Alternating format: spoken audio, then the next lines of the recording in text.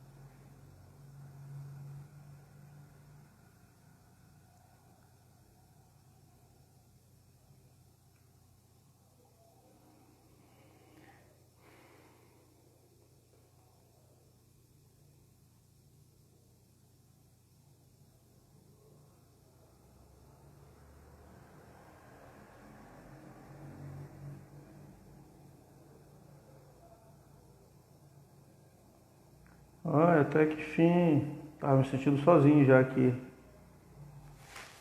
Tô quase 5 minutos já aqui só.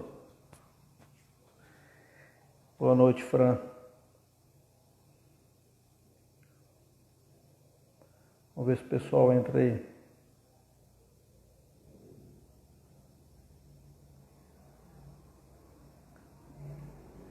Vejo que o pessoal tá muito ativo no grupo do WhatsApp para discutir política, golpe, mas para as aulas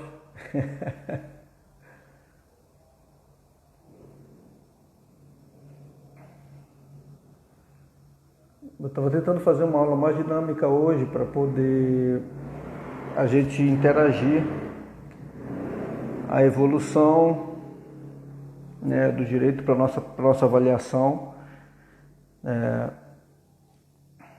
que eu vou marcar logo hoje para a gente já fazer essa avaliação, que provavelmente vai ser agora na quarta-feira que vem, dia 24.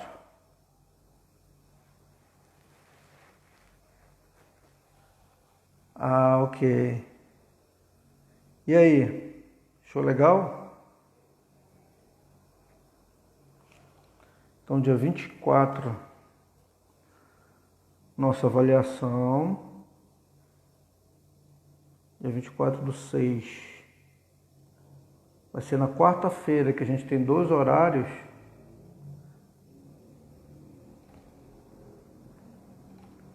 Nossa primeira avaliação. Então aqui, como eu expliquei a aula passada, eu disponibilizei já eu já disponibilizei na plataforma, né? A gente tem 7 slides, né? 8 agora, porque eu vou começar o direito da Idade Média, na Idade Moderna. Que é isso, Fran? E aí, vai arrebentar nessa prova. E aí eu disponibilizei lá na plataforma os slides, eles começam dos povos ágrafos, tá? Aí a gente vai... Boa noite. E aí, Elane, tudo bem? A gente vai aí o primeiro slide vai dos povos ágrafos, aí entra no período das vinganças. O segundo vai da escrita, aí adentra os códigos de Unamu e Esnuna. O slide terceiro é só código de Hammurabi. O slide número 4 é da sociedade grega, tá? Aí abrange as leis de Drácon e Solon. Tá lá na plataforma já os slides, eu criei um tópico só para isso. E o slide 5 vai da sociedade romana e o slide 6 do direito romano. Boa noite, Nádia, Elânio. E do direito romano ele vai abranger o período clássico, período arcaico, clássico, pós-clássico, certo? E boa noite, Cleelson. O slide 7, ele entra no direito medieval, mas o direito medieval, o direito moderno que a gente vai talvez começar hoje já, eles vão ficar para a nossa segunda avaliação. Então, já aproveitando que chegou o pessoal aqui, mas a nossa avaliação, nossa primeira avaliação vai ser agora no dia 24, quarta-feira que vem, tá? O material para nossa avaliação, além dos vídeos que tem lá na plataforma, eu disponibilizei agora os slides de 1 a 6 vai ser a nossa primeira avaliação, ok? Os slides de 1 a 6, tá? Qualquer dúvida, vocês têm os vídeos lá. Então, vai ser dos povos ágrafos, slide 1, que abrange o período das vinganças. Slide 2, período da escrita, que entra o código de Unamu e Esnuna. O slide 3, né, do código de Hammurabi. O slide 4, da sociedade grega, que entra a lei de Drácon e Solon. E o slide 5, da sociedade romana. Ok? O slide 6 e o último slide para essa primeira avaliação, que vai ser do direito romano, período arcaico, clássico e pós-clássico. Ok? Então, vocês vão ter muito para observar. Por isso que eu estava tentando fazer hoje no Zoom, para a gente poder tentar interagir, né? Eu ainda vou tentar ver se a gente consegue fazer isso, pelo menos para amanhã, para a gente, embora que não fique gravado, né? Mas, ou então vou ver se consigo outro telefone para deixar aqui gravando, para a gente poder fazer essa interação, para ver como é que está a dinâmica de vocês, o conhecimento de vocês a respeito desse assunto, né? Não dos povos ágrafos, a gente vai falar basicamente, né, a respeito de como era aquela sociedade, né, na origem, né? E você a gente falou que aquela sociedade era nômade, ou seja, eles não paravam, eram povoados, né, que se acomodavam em determinado espaço de terra, né, e lá eles viviam até consumir o que ali tinha e eles saíam para outros lugares. A particularidade desse povoado, eles tinham os seus costumes, né, as suas crenças, e a norma, a conduta, a regra deles era baseada em conceitos religiosos, em temor à divindade. Então eles tinham os seus totens, os seus tabus, né? A gente viu que era totem, por exemplo, aquilo que eles criavam, que tinha um simbolismo de religião para eles, colocavam uma pedra em cima da outra, né? E aquilo ali significava que ninguém poderia agredir uma outra pessoa. Se alguém agredisse aquele totem, seria violado e a pena seria X. Então eles criavam esse simbolismo, né? Eles criavam esses simbolismos e com base nisso, aquilo se representava um Deus para ele, um temor, eles tinham um temor em relação àquilo, e eles, com base nesses costumes, eles aplicavam as penas que eles tinham, as condutas, ok? Aí, nesse período ainda dos povos sem escrita, a gente vai abranger o período das vinganças, né? O período das vinganças, que são da vingança pública, da vingança privada, né? E da vingança divina, ou inversamente, a vingança divina, privada e pública. Divina vem justamente desse temor, né? Olha o Diego, boa noite, Diego, quanto tempo? Ok? Então, assim, falando disso, qual era a base nesse período? Qual era a base deles de regramento, de conduta? Eram os costumes, né? Eram os costumes, aquilo que eles viviam. Então, assim, a gente já fez uma revisão lá sobre isso. Eu vou tentar ver se a gente faz amanhã uma conversa eu nunca usei o Zoom, mas fazer amanhã para a gente tentar interagir, para ver como é que vocês estão em relação a isso, a dificuldade, tá? Mas aí é basicamente isso, Código de Hammurabi, né? Não, no período da escrita aí entra os dois códigos de Unamu e o de Isnuna. Então, assim, cada um traz as suas particularidades, né? A gente começa a perceber, por exemplo, que no de Unamu já começa a haver uma proporcionalidade da pena, né? Já começa a ser... Pode ser, né, Lani? Então, eu vou ver isso. Eu queria muito fazer essa aula interativa com vocês, assim. Eu vou nem que eu faça com outro telefone para gravar também, para colocar na plataforma, mas eu acho que eu quero fazer essa aula interativa. Tá, mas antes de eu começar hoje a falar, que eu quero rever um pouco do período medieval com vocês, né?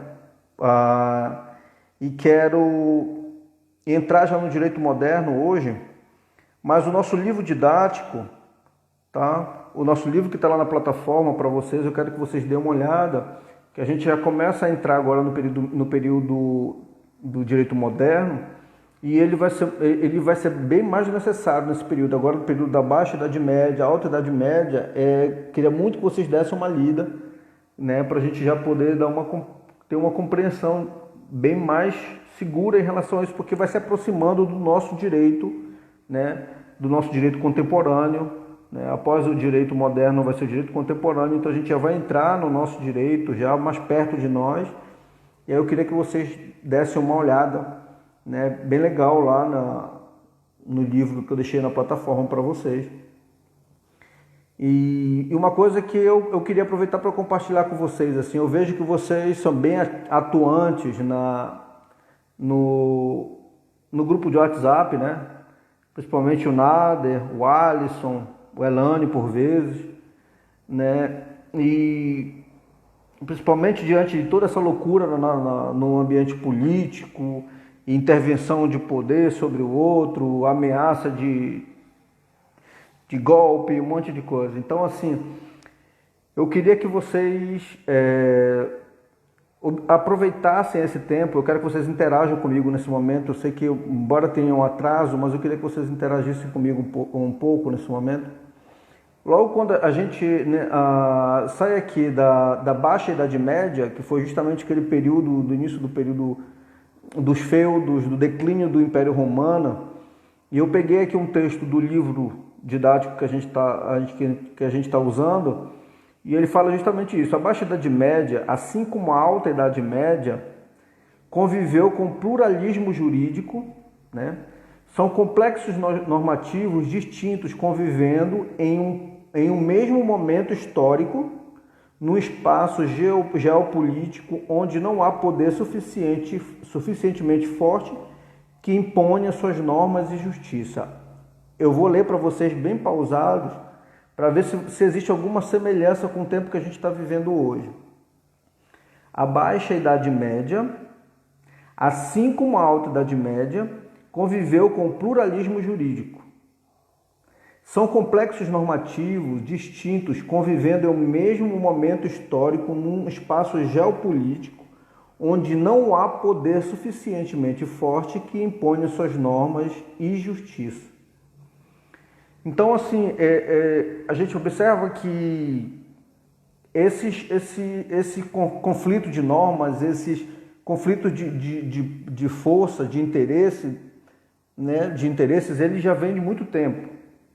O que eu quero que vocês fiquem atentos nesse período.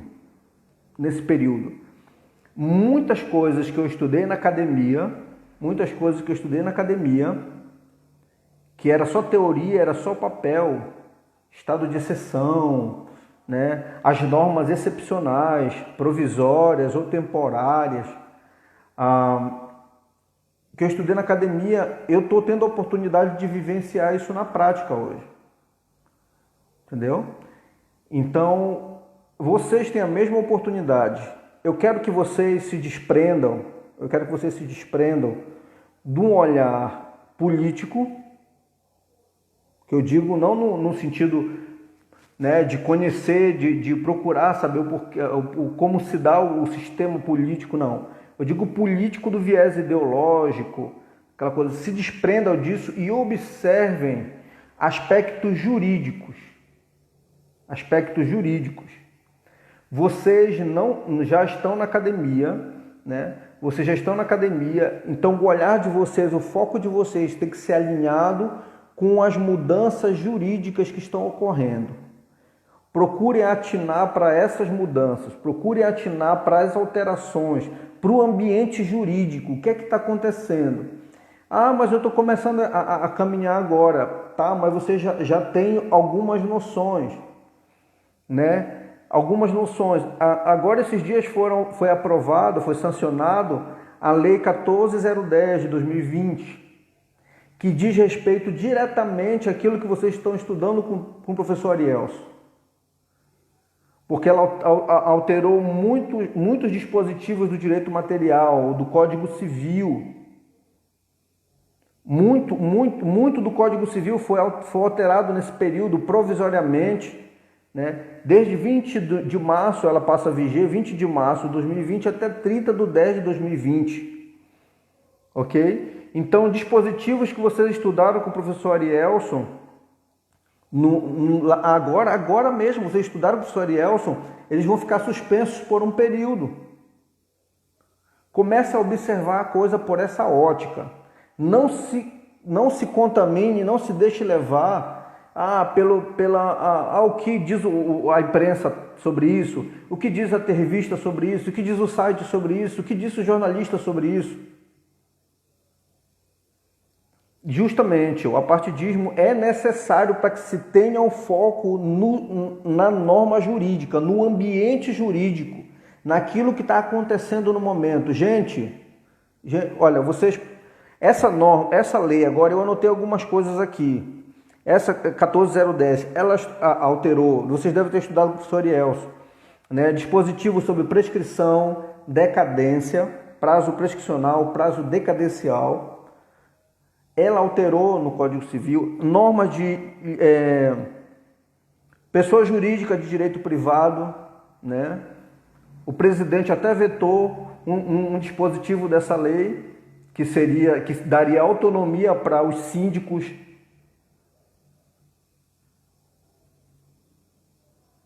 Perfeito. Vocês lembram que a gente falou, isso que o Cléo está falando aí do viés ideológico, vocês lembram que a gente falou logo no início a respeito de ética? Vocês lembram? De moral? De algo que é interno? Sou eu comigo mesmo, né? São eu com as minhas convicções, eu com as minhas certezas, eu com os meus achismos, eu aqui dentro, né? Isso para o ambiente jurídico que a gente está vivendo, de alterações de normas, a gente anoitece e amanhece com uma notícia nova, uma alteração. Isso é muito, entendeu? Isso é muito interessante. Esqueçam o ponto de vista e comecem a pensar a partir de agora, né? Como um operador do direito, como alguém que está sentindo o movimento jurídico, como é que está se dando o ambiente, entendeu? Então essa norma, ela alterou justamente isso, ela alterou norma de dispositivo de contrato, ela alterou normas de uso capião, que você deve ter estudado com o professor Arielson, ela alterou a prisão civil do devedor de pensão alimentícia. Ela suspendeu por esse período. Você tem noção disso? Então, assim, pois é, gente, o Cléo está falando, alguns ministros do STF agem de forma ideológica. Justamente é isso que a gente condena. Não é isso que a gente condena? Não é isso que a gente observa e a gente não concorda? Porque a gente percebe que eles acabam se contaminando e puxando para cá, para ali, né? Na nossa vida acadêmica, na nossa vida acadêmica, né, a gente tem que começar, o nosso foco é jurídico. É jurídico. Cara, se vocês forem parar para pensar, eu anotei algumas coisas bem aqui, só para a gente conversar um pouco nesse período. Por isso que eu queria fazer pelo Zoom, para ficar bem dinâmico, mas só para vocês terem uma noção. Nesse período, nesse espaço de tempo de 3 meses praticamente, quando a coisa começou a intensificar, nós tivemos limitações de competência. Vocês estão ligados? Limitação de competência. O Supremo limitou a competência, decidiu que no que se refere a medidas de emergência referentes a calamidades, a situações da saúde pública, a competência ela é concorrente de estados e municípios. Tá aí, Nader. Tu tá vivendo isso na prática. Então é essa atenção que eu quero que vocês tenham, Nader. Tu tá dentro do direito.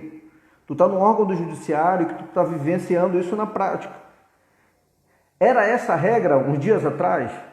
Era essa a regra? Não. Quem devia o quê? 3 meses de pensão alimentícia ia fazer o quê? Se não pagasse, ia para onde? Para a prisão, né?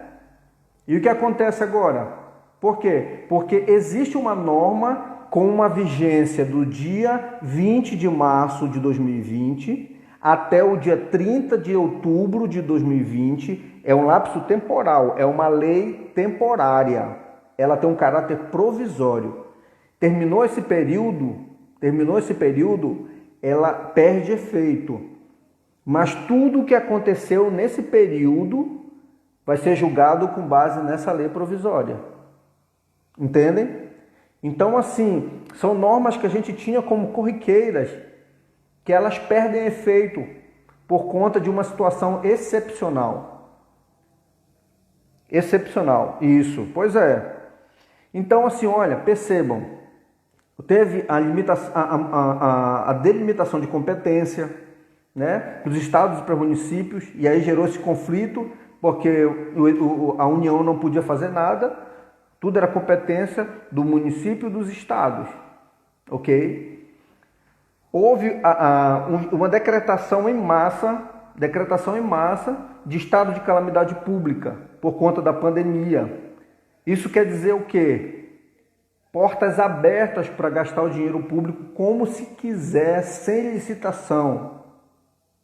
E aí a gente tem visto ações da Polícia Federal, né, aqui e acolá, porque o dinheiro ficou fácil de gastar. Então, analisem isso com uma ótica jurídica. Cada um de nós temos o nosso senso crítico. Eu tenho que anular meu senso crítico? Não, negativo. Não anule seu senso crítico. Isso é necessário para quem milita no direito, na justiça, para quem lida com isso. Mas direcione o seu senso crítico para o ambiente jurídico, para a mudança das normas jurídicas, para aquilo que vocês percebam que esteja mudando, né? Que esteja mudando. Poxa, mas o Nader citou, mas era assim a prisão, que se dava a dívida alimentícia, era assim que funcionava, tinha que prender a pessoa. E agora o que aconteceu? Opa, mudou alguma coisa. Isso, deu parciais. Mudou alguma coisa. Sim, mas mudou o quê? A coisa, o que é que pode, o que é que altera uma lei? O que é que altera uma lei? Porque era assim, agora não é. O que é que altera uma lei? Uma outra lei de igual validade, de igual teor, entendeu? Então, porque ela não se prende agora o devedor de pensão alimentícia, porque uma outra lei veio e disse que nesse lapso temporal, de março a outubro, não se pode prender. Ok? De março a outubro não se pode julgar processos de uso capião.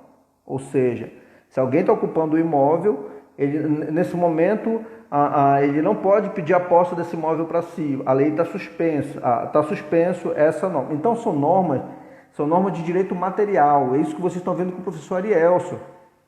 Vocês estão vendo com ele, coisas com ele que nesse período está congelado. Está suspenso por conta de uma outra lei, de uma outra norma. Entendeu? A delimitação das Forças Armadas. do alcance das Forças Armadas, artigo 142.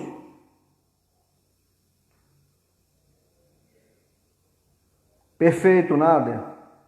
Perfeito. Por isso que eu queria marcar lá. Então, assim, vamos marcar isso para amanhã? Como é que tá o horário amanhã com o professor Arielson? Deixa eu ver que horas eu tenho aula amanhã. Só rapidinho aqui. Só segura um pouquinho aí. Deixa eu ver qual é o meu horário amanhã. Porque eu acho que fica mais dinâmico também. Mas eu queria muito falar isso com vocês, entendeu? Eu queria muito falar, porque no grupo, embora a gente queira conversar um pouco, mas aí fica no grupo, fica parecendo assim que é uma... Eu tenho um segundo horário amanhã. Que seria da professora Patrícia, mas eu vou... a gente trocou, eu posso fazer amanhã, a gente pode marcar amanhã então, no segundo horário, que vai ser 21... Deixa eu olhar bem aqui. Eu nem sei mexer no Zoom ainda, cara, mas eu vou amanhã para fazer, porque com certeza é bem mais tranquilo para a gente trabalhar com vocês. Infelizmente a deficiência dele... Olha, meu horário amanhã com vocês vai ser 21 horas. A gente leva de 21 às 22 amanhã, perfeito? 21 amanhã às 22, certo? Ok? Então vamos bem aqui, tá? A gente vai voltar para nossa aula, certo? E amanhã a gente retoma no Zoom essa discussão. Lembrando que a nossa prova, nossa primeira avaliação vai ser no dia 24 de junho agora, ok? 24 de junho, certo? Que nós temos 2 horários, é uma quarta-feira. E a gente eu coloquei os slides lá na portal da nossa plataforma, e a gente vai do slide 1 ao 6, que está lá, ok? Slide 1 ao 6. Eita, Nada. Perfeito, Nada. O Nada gosta de... Mas eu acho muito bom dinamizar isso, cara. Eu acho muito bom. Porque, só que assim, a gente tem que se desprender dos nossos pontos de vista. A gente tem que focar no ambiente jurídico, nas mudanças que estão ocorrendo, para a gente poder ter um aprendizado, acompanhar o aprendizado em tempo real. Perfeito? Tá? Então, voltando aqui para a nossa aula, né? A gente vai recapitular aqui o direito medieval, ok? Então, assim... o que eu faço aqui? Eu pego um monte de informação, né, que eu leio na doutrina e tal, eu vou organizando ela, eu vou digerindo ela de um aspecto que organiza aqui o material para vocês. Isso não quer dizer que vocês não vão, o livro didático está lá para vocês acessarem, tá? Mas eu deixo de uma forma que seja bem, principalmente que vocês percebam o aspecto evolutivo, né? Se a gente for fazer uma linha do tempo, a gente vai perceber o seguinte, né? Aqui, deixa eu fazer aqui. Povos ágrafos, ok? Povos ágrafos. Aí a gente entra logo em seguida. Vocês perceberam que a gente está evoluindo.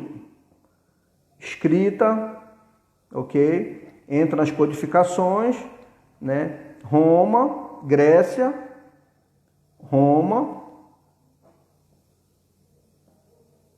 ok? E as coisas vão evoluindo dessa forma, certo? Então a gente tem os povos ágrafos, começa a escrita, né? E aí na escrita aqui vem as primeiras codificações, código de Unamu, código de Esnuna, né? E a gente percebe que vai evoluindo a coisa. A gente chega, e aqui nesse momento a gente tem, aqui a gente tem as vinganças, né? Vingança pública, vingança privada, vingança divina. Aqui a gente começa a entrar nas primeiras codificações através da técnica cuneiforme, aqui no início da escrita, né? E daqui vem os primeiros códigos, primeiras codificações de Unamu, código de Esnuna. Aqui a gente já começa a observar o quê? Principalmente em aspectos penais. A gente já começa a observar que existe a publicidade, começa a existir publicidade, começa a existir a substituição de pena, né, por pena de punição no próprio corpo, por penas pecuniárias, né, dinheiro. A gente começa a ver o início da responsabilidade civil e a gente chega no direito romano, na Grécia Antiga, né? A gente percebe aqui a lei de Drácon, que a lei de Drácon ela traz já alguma evolução em relação aqui, mas mesmo assim ainda continua com penas cruéis, penas, né, muito duras, né, e aplicado, mas ela traz alguns dispositivos que foram muito úteis para a evolução do direito. E aí a gente chega aqui em Roma, né, e aqui a gente já vê, aqui mesmo ainda, a gente já vê a lei de Solon, e a gente entra no período do direito romano, né, e aqui a gente entra no período arcaico, no período clássico, no período pós-clássico. Aqui a gente vê a figura dos magistrados, aqui a gente vê a figura dos jurisconsultos, aqui a gente vê a figura dos pretores, aqui a gente vê a figura do Senado. Então o período de Grécia e Roma é um período muito rico, ok? Então assim, o direito, a história do direito é uma história evolutiva, crescente, né? Então a gente chega, olhando o direito medieval, a gente já começa a perceber o quê? Que de repente esse direito que está bem aqui em cima, em Roma, ele começa agora a decair. Roma, o Império Romano começou a ser centralizado na mão do imperador. Roma começou a perder as conquistas que tinha de ocupações de terra. Começou a haver corrupção, né? Começou a haver um declínio do poder do imperador. Então, assim, começou a haver uma queda. E principalmente, né, o ápice do declínio do Império Romano foi justamente a invasão dos povos bárbaros, tá? A invasão dos povos bárbaros. Então, assim, os povos bárbaros conhecidos como aquele povo romano-germânico, os povos que ainda mantinham aquela cultura, né, costumeira, consuetudinária, com base em princípios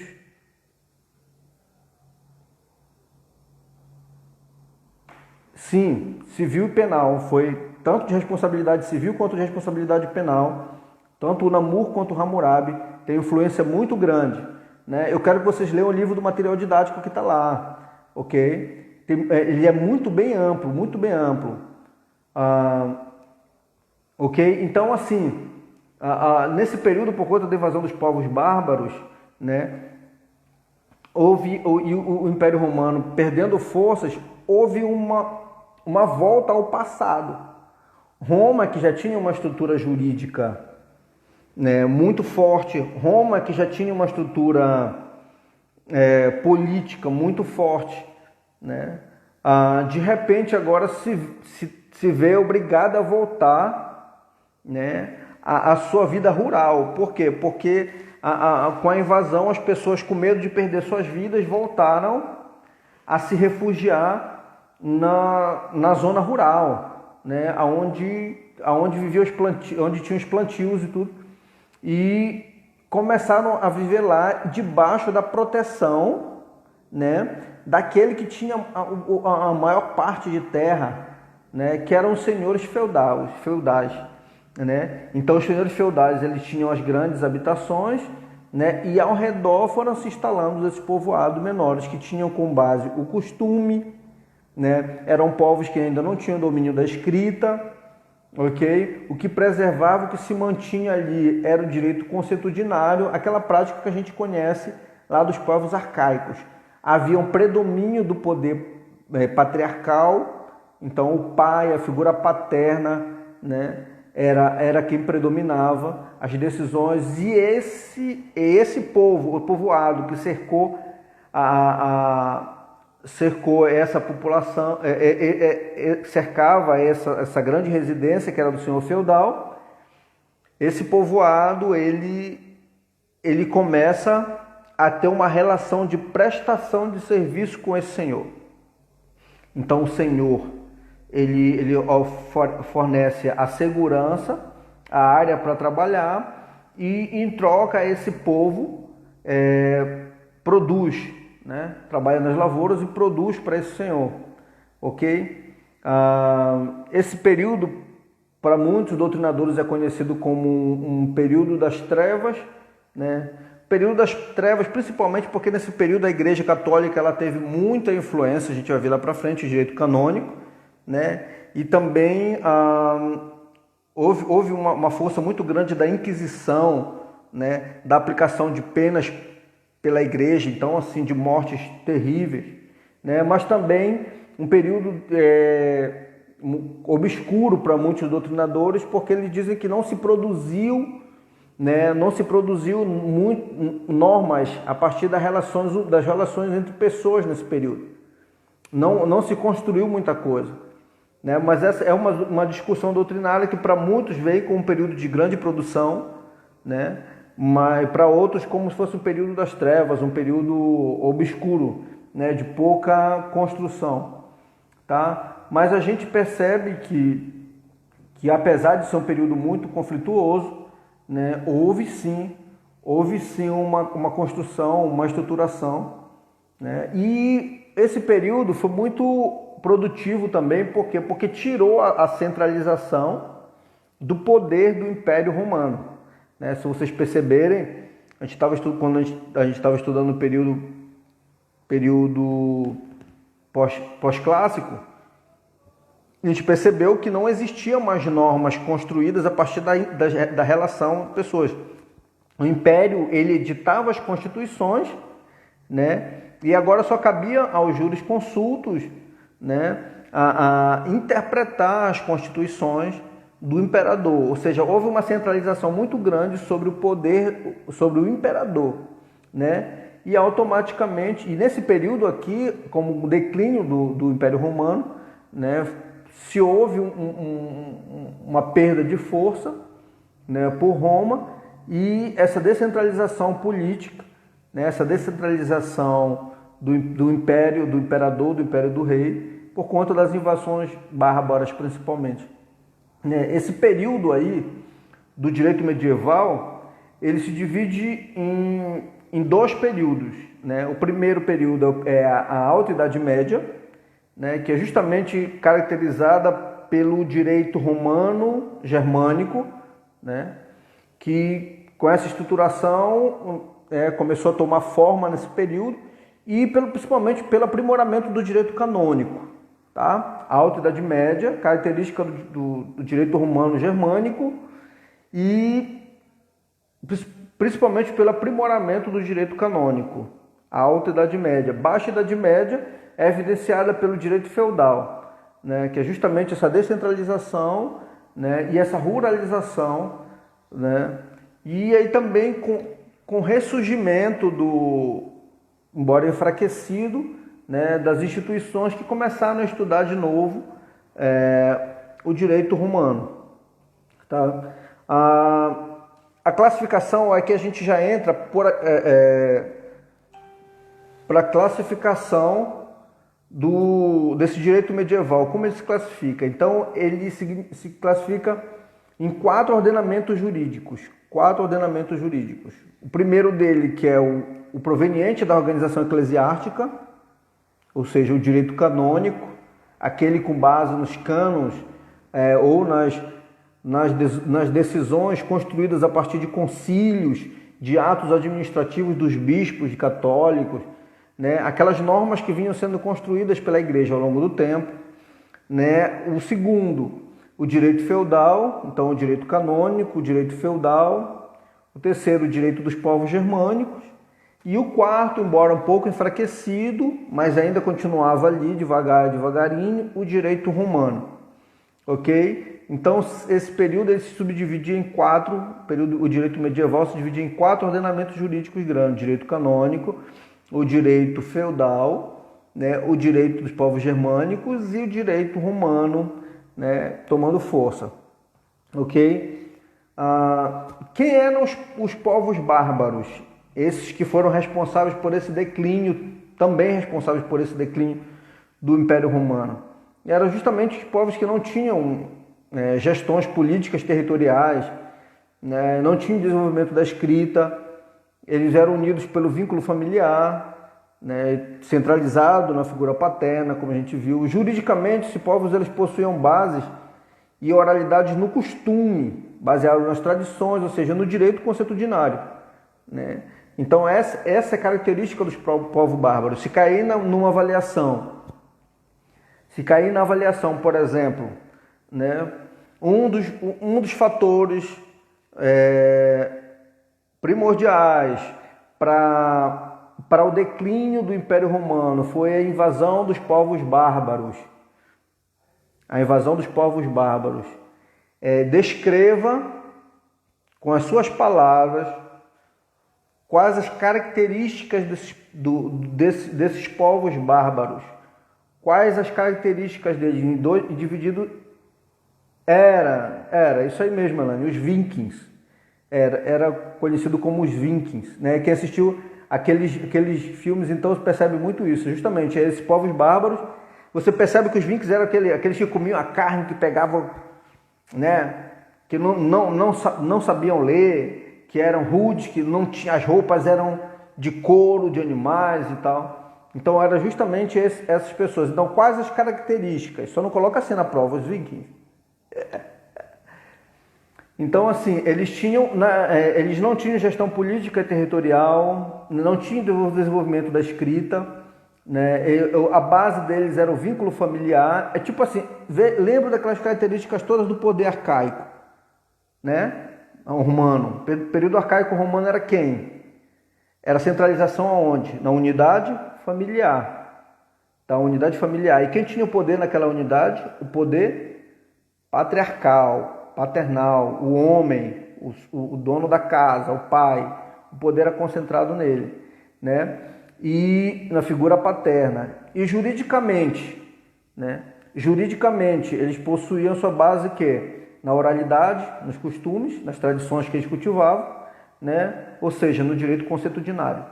Então, se vocês, quando eu pedir falar dos povos bárbaros e pedir, por exemplo, classifique os povos bárbaros, quem eram os povos bárbaros? Se vocês escreverem nessas características aí, eu fico feliz da vida.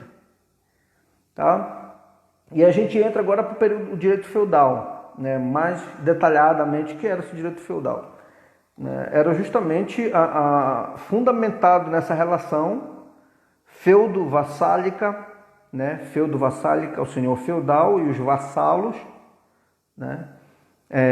Então, nesse período, a única fonte de direito, nesse período, era, já que o direito romano enfraqueceu, começou a ser o quê? O direito canônico, né? Que a igreja continuava ali, e o direito consuetudinário, né? Porque a igreja ela ganhou muita força nesse período, então o direito canônico estava ali presente e o direito consuetudinário, porque eram divididos em blocos, em povoados ao redor da casa do senhor feudal. Nesse contexto, cada feudo ele possuía uma tradição jurídica, né? Os costumes. Então, assim, conforme a sua localização, o seu aspecto territorial, eles cultivavam os seus costumes. Então, aqui se volta aquele período de que cada um tinha a sua particularidade, tá?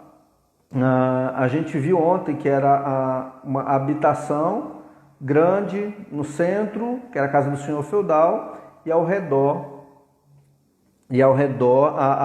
os vassalos, aqueles que prestavam serviço para o senhor feudal. O direito canônico, né, que foi o grande ordenamento jurídico mantido nesse período forte, nesse período. Vocês lembram que a igreja ela sempre esteve presente, né? Em todos os aspectos, em todos os momentos a igreja sempre esteve presente ali por trás, junto com as autoridades, junto com o imperador, né? Junto com o rei, junto com as autoridades decidindo. A igreja ela era um poder paralelo, né? E aqui nesse momento o direito canônico ele começa a perder força, ele começa a ganhar força. Por quê? Porque na Europa Ocidental, por conta da fragmentação do direito romano, das instituições romanas, o declínio das instituições romanas, a igreja ela se manteve intacta. Então, assim, o direito canônico, que era o direito eclesiástico, o direito da igreja, ele era ligado, ele era uno, tinha um caráter unitário. A igreja tinha força em toda a Europa Ocidental naquele período, em toda a Europa Ocidental. Então, a igreja se tornou muito forte, né? E ela tinha características, inclusive, o direito canônico, ele tinha características, ele era unitário, né?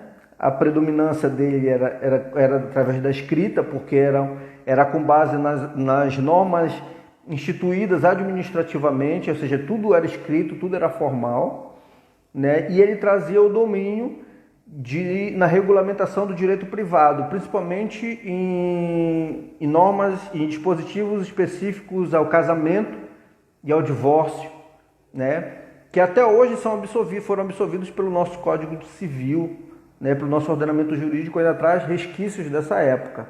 Tá? Então, se eu fosse, numa avaliação, perguntar sobre o direito canônico, né? Sobre o direito canônico, ele que foi responsável pela consolidação da noção de direito, guiado pela ética, especialmente pela ética cristã, né? Se eu pedisse para vocês me falarem quais as características do direito romano, do direito canônico, ele tinha 3 principais características, que era qual? Era o caráter unitário, né? Porque o cristianismo, né, em especial a Igreja Católica, era a única, o cristianismo era a única religião da época na Europa Ocidental, ok? A predominância da escrita, porque todas as normas eram administrativas internas da Igreja, então todas eram escritas e formais. E a terceira, que ele tinha provas, ele tinha uma regulamentação do direito privado, principalmente aspectos do casamento e de divórcio. Vou ver essa aula, professor, para ficar safo na prova. Perfeito, cara. O Código de Direito Canônico é um conjunto de normas que a gente viu, que orientam a disciplina eclesiástica, definem a hierarquia administrativa, os direitos e deveres dos fiéis católicos, os sacramentos e possíveis sanções por transgressões das normas. Isso chama-se Codex Iuris Canonici. Codex Iuris Canonici. Então, assim, traduzindo em miúdos isso aqui, isso são as normas administrativas da Igreja. Código de Direito Canônico, conjunto de normas, de cânones que orientam a disciplina eclesiástica, ou seja, a Igreja, definem a hierarquia administrativa, os direitos e deveres dos fiéis católicos, os sacramentos e possíveis sanções por transgressões das normas, leis da própria Igreja. Então vocês veem o seguinte, que eram normas internas da Igreja, que por conta do declínio do Império Romano, ou seja, por conta do declínio da falta de norma para conduzir, se utilizou nesse período aquele que se manteve intacto, que é o direito canônico, que são as normas administrativas eclesiásticas da Igreja que passaram a vigorar agora externamente. Codex Iuris Canonici. Ok? E esse direito canônico, ele possuía grande importância na formação e na conservação das instituições, das culturas do Ocidente, né, na reorganização da vida jurídica da Europa, das cortes, dos tribunais, ou seja, ele abrangia todas as áreas, né? O direito canônico é um direito regido pela religião. Opa, travou? Aqui está normal para mim. Voltou? Tá? Então, o direito canônico é um direito regido pela religião, né, tendo como embasamento normas e princípios religiosos dos livros sagrados, ok? Os estudiosos canonistas tinham como ofício a interpretação dos textos antigos. A principal legislação canônica era o Corpus Iuris Canonis, né, que vigorou até 1917. Então, o que? Aonde a gente via, né, a prática desse direito, a gente via onde isso, como era que se dava, né? A gente percebeu, a gente estudou o quê? Que nesse período de direito canônico, as relações interpessoais, elas foram deixadas de lado para a construção de normas, né? Não se olhavam mais aspectos sociais para a construção de normas, Mas a igreja o quê? Ela utilizava os seus escritos sagrados, ela estudava, interpretava, né, criava derivações a partir desses escritos. Então, os estudos dos mosteiros. Então, os monges ficavam reclusos dentro dos mosteiros e lá eles estudavam as normas sagradas, os escritos sagrados, ok? E a partir daqueles escritos, eles começavam a constituir as suas normas, tá? Então, o direito canônico ele tinha grande importância na sociedade medieval, né, no qual ele teve um poder muito grande em certas épocas e localidades, né? Ele tinha o caráter unitário, né, porque o cristianismo se colocava como a única religião verdadeira. Ele tinha o domínio do direito privado, né, a respeito de casamento, divórcio, tudo tinha competência ao direito canônico, fazia menção, e ele tinha uma codificação perpetuada. Durante a Idade Média, o direito canônico foi o único direito escrito, perfeito? E ele tinha, inclusive, influência sobre o direito laico. A gente percebeu o seguinte, falamos ontem, aqui só para poder fechar, que o direito romano, o direito canônico, embora ele fosse o direito eclesiástico, tivesse um cunho religioso por trás, mas ele também tinha uma aplicação ferrenha de penas, e penas cruéis, penas duras, penas de morte, né? Em que situações essas penas eram aplicáveis? Elas eram aplicadas no caso dos hereges, né? Aqueles que cometiam o crime de heresia, ou seja, que era justamente contradizer, contrariar, profanar escritos sagrados, né? Ou princípios mesmo adotados pela igreja. E aqui a gente vê que muitos estudiosos da época foram vítimas desse período, né? Desse período que a igreja, de aplicação da pena, de inquisição, né? Inquisição. E aqui eu vou até anotar outra coisa bem amanhã para a gente conversar aqui, falando de inquisição. Anotar bem aqui, para a gente conversar amanhã pelo Zoom, né? Que é justamente a questão de inquéritos, né?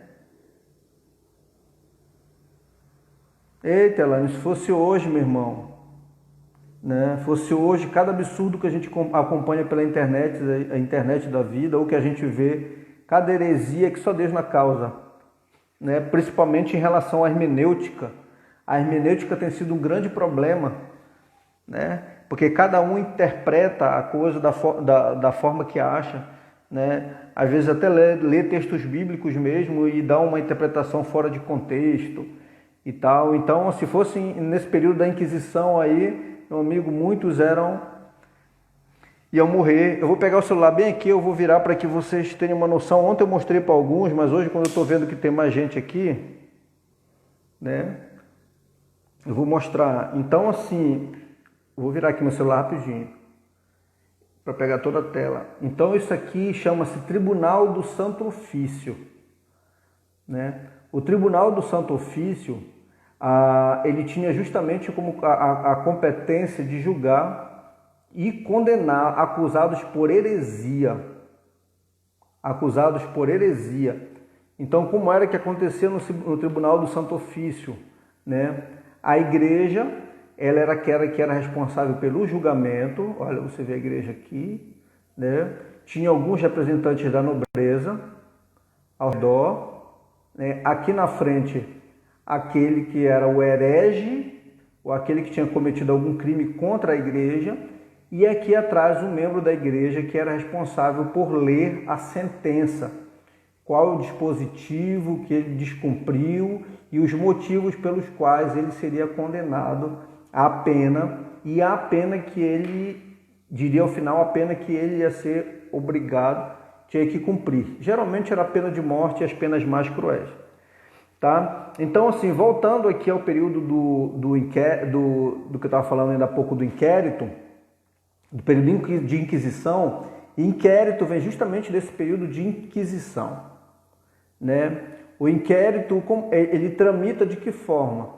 Ele tramita, é um processo de investigação, né, que as partes só têm acesso, o advogado das partes só tem acesso àquilo que já estiver documentado.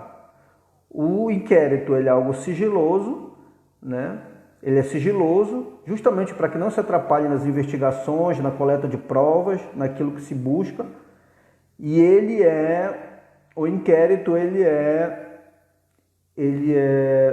a parte só tem acesso àquilo que está documentado. Exemplo, a pessoa está sendo investigada, denunciada por um crime de tráfico. A polícia toma ciência e ela começa a investigar, né? Começa a dar andamento nesse inquérito, instaura um inquérito. Esse inquérito ele começa a tramitar sem que a parte saiba. A polícia pede para o juiz para que o juiz quebre o sigilo, né? Para que o juiz quebre o sigilo, para que o juiz libere quebre o sigilo telefônico e tal, para poder descobrir quem são as outras pessoas que fazem parte.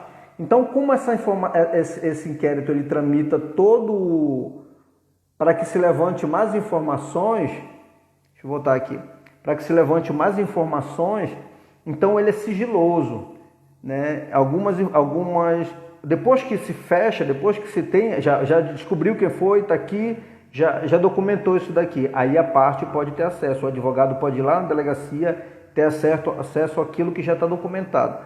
Então, assim, inquérito vem desse período de inquisição, né? O estágio do inquérito policial, que é o antes da instauração do processo, do processo judicial, ele é inquisitorial.